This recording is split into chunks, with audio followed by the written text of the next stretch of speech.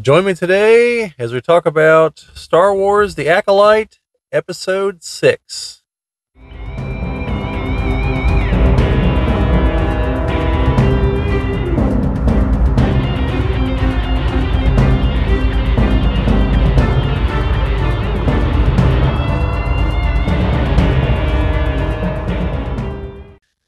This is the Geek Cabal channel. My name is Bobby. This is going to be another screenshot type video here. Got this one up a little late, and because we were actually able to get together to record the other night, so I didn't get to watch the episode until a lot later, and I was quite tired once I was done. In fact, I've had to watch this episode 4 times now because I keep falling asleep during the episode, and I keep feeling like I'm missing something. Now, I want to clarify, I'm not falling asleep because the episode is boring, although it is. It's because I have a sleep condition, and I haven't been getting a lot of sleep lately. So, like I kept feeling like I have to be missing something because it just feels like nothing is happening in this episode. And well, the 4th time was the charm, and I watched all the way through, and yeah, it felt like nothing happened in this episode. Yeah, like a basic rundown is Squid Game ended up walking away with May, and they took off.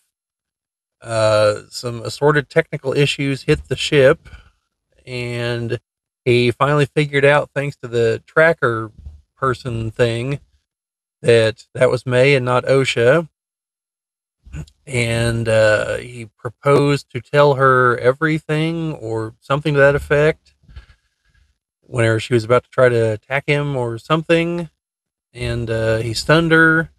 He did not call the Jedi because conveniently the communicator wasn't working. And then whenever they called him back, he shut off his transponder and they just took off for parts unknown. Meanwhile, back at the Jedi Temple, Harvey Weinstein's girlfriend decided to, I think this is her wife, was rallying some Jedi to go to the planet where the Wookiee is to see what happened. Apparently, she doesn't like traveling in hyperspace. I don't know why that was even in there. That's such a weird characteristic to have in Star Wars, but okay. I guess it's to give her something other than being green.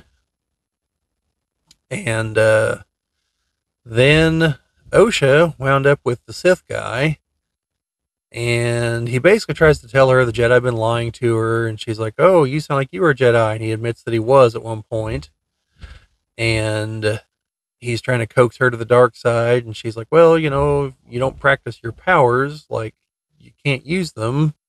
And he's like, "Yeah, that's what the Jedi'd have you believe." He's like, "Unlike us, the Sith, we harness our emotions, and which are always on hand." So, yeah, I mean, he's trying to convince her that she's really full of emotions, and that's why the Jedi dumped her. And she's like, "No, I left the Jedi." He did confirm that his helmet and his gauntlet were made out of cortosis, like I mentioned in the last review. So that is officially what it is, which is a pretty deep cut into the EU there. I'll give him that one. And yeah, he's got her on some island on an ocean planet, maybe. I'm assuming we're supposed to be drawing some connection between this and the island planet that Luke was on in The Last Jedi.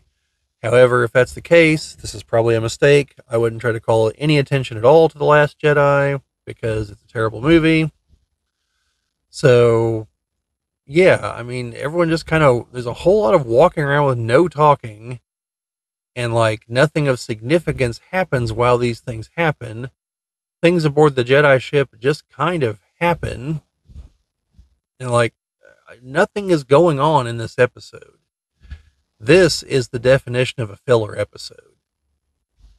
Everything of any importance that is in this episode could have happened in 5 minutes in another episode.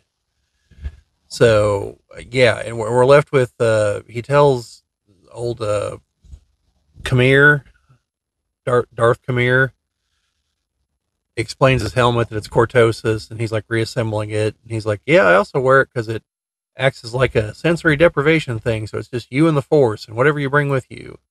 And so she can't resist. At the end, she puts it on and she has her labored breathing through it. So like, and I'm like, okay, this is obviously not why Darth Vader's helmet sounds that way. It's because he has a respirator, because he's a walking iron lung. And again, like, you're trying to connect yourself to, in this case, something far, far better. But you're trying to restructure original trilogy lore here. So yeah, no, not buying it. Don't care what you're selling. Uh, but yeah, so I mean, this is no worse than the first three episodes, but our upward trajectory just totally flatlined with this one. Like, nothing happened. Like, I could have cobbled together what happened from the three times I watched it when I fell asleep at different points. I did not miss anything. I just felt like I did, because it felt like something had to have happened here somewhere, and it doesn't. Like, this episode, I don't know. Again, I'm at the, how did this show cost 200 million or 180 million dollars? I don't know where that money's going. There's no big special effects extravaganza. You have episodes like this where nothing happens. So I don't know what is going on with this show. There are 2 episodes left. I'm convinced now more than ever that Squid Game is going to admit that the Jedi did some awful things. Khmer is going to probably end up being the apprentice to the actual Sith Lord, who, if they follow canon, could be Plagueis, I think. I don't know how long his race lives, but I've seen stupid articles that are like, oh, he's already alive, so it could be him, even though it's probably Tenebris because of the fact there's a century here. But yeah. So on that note, there have been a number of just utterly stupid articles I keep reading from Screen Rant, and I've really got to stop reading them. They just infuriate me. Like one, for instance, was talking about, well, is Sith really just a slang term that the Jedi use for all Darksiders? Like, no, it's not. Like, that's very firmly established canon that it's a very specific group of Darksiders. Like, the Jedi don't just go and call all Darksiders Sith willy-nilly. It's a very specific group. And part of the reasoning was, well, Khmer doesn't have the Sith eyes, and it's like, guys, if you pay attention to the damn movies, Palpatine doesn't have them till he no longer needs to hide it. Anakin doesn't have them even after he turns, once he's talking to Padme and Obi-Wan before they fight. This is after he's turned and shown them whenever he's murdering the Confederacy, the Council. But then they revert back to normal whenever he's not doing that. And it's not until he's been burned to a crisp by Obi-Wan that you see them again. And then I'm pretty sure they're permanent from that point forward. Darth Maul had them because he was totally on the dark side. Count Dooku never shows them. I'm sure there's someone else I'm forgetting in here somewhere. But the point is, like, if you pay attention to the movies, they're not permanent, and they're only after, like, certain things have happened. So Khmer might not be totally committed to the cause, so to speak. And yeah, so that's not a valid, he's not a Sith critique. But yeah, anyway, like, those articles are just so stupid. I've really got to stop reading them. But I'm rambling now. So anyway, this episode, just boring. Nothing happens. Like, I wish there was something I could even criticize here.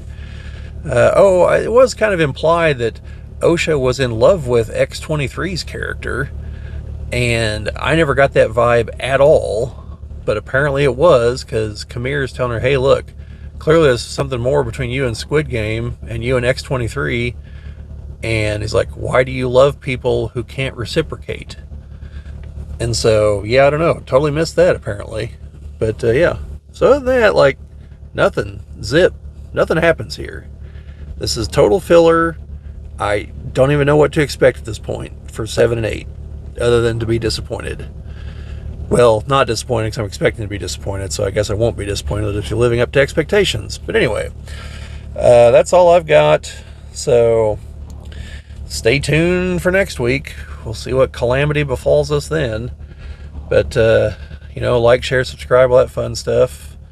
And, because it's YouTube. And just remember, the Force will be with you always.